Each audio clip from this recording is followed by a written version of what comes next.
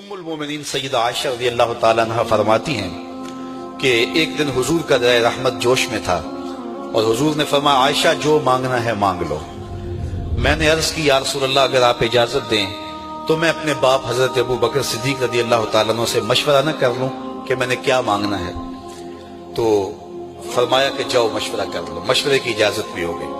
میں اپنے والد گرامی کی خدمت میں حاضر ہوئی اور کہا کہ دریائے رحمت جوش میں ہے اور رحمت کا باڑا برس رہا ہے۔ حضور نے فرمایا عائشہ جو مانگنا ہے مانگ لو، یہ اتنا سنہری موقع ہاتھ آیا ہے تو میں چاہتی ہوں کہ کوئی مانگوں تو اہم شے مانگوں، تو آپ کی خدمت میں حضور سے اجازت پا کے حاضر ہوئی ہوں، مجھے بتایا جائے کہ میں حضور سے کیا مانگوں تاکہ کوئی چھوٹی چیز نہ مانگوں، بڑی چیز مانگوں۔ تو حضرت ابو بکر رضی اللہ تعالیٰ عنہ نے فرمایا کہ بیٹا حضور سے جا کے کہنا کہ معراج کی خلوت خاص میں اللہ نے آپ سے جو راز کی باتیں کی تھی ان باتوں میں سے ایک بات بتا دو۔ مانگا بھی تو علم مانگا، اور عائشہ میرے سے وعدہ کرو جو حضور بتائیں مجھے بھی آ کے بتانا ہے۔ ام المومنین حاضر خدمت ہو گئیں۔ حضور نے پوچھا عائشہ مشورہ ہو گیا؟ کہا جی حضور ہو گیا۔ کہا مانگو کیا مانگتی ہو؟ کہا حضور معراج کی خلوت خاص میں جب اللہ کے حضور حاضر ہوئے تو رب نے آپ سے راز کی باتیں کی تو ان باتوں میں سے ایک بات بتا دیں۔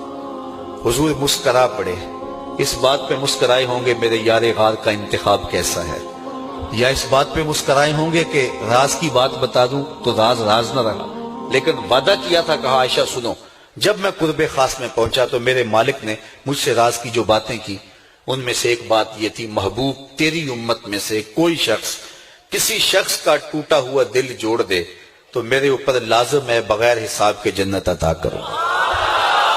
ام المومنین بہت خوش ہوئی اور اپنے والد گرامی سیدنا ابو بکر صدیق رضی اللہ تعالیٰ عنہ کے پاس آئیں اور ساری کہانی سنائی۔ بہت خوش تھی، لیکن حضرت ابو بکر صدیق رضی اللہ تعالیٰ عنہ نے سنا تو رونے لگے۔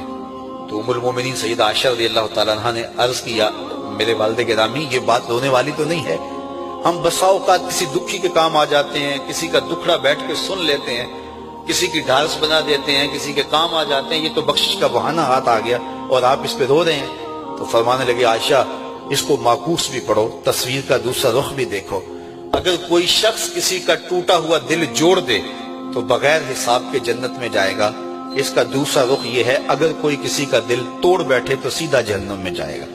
میں اس بات پہ رو رہا ہوں کہ ہم سے کسی کا دل نہ ٹوٹ گیا۔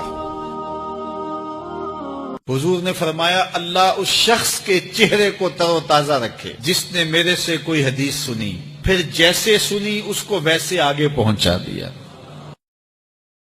ام المومنین سیدہ عائشہ رضی اللہ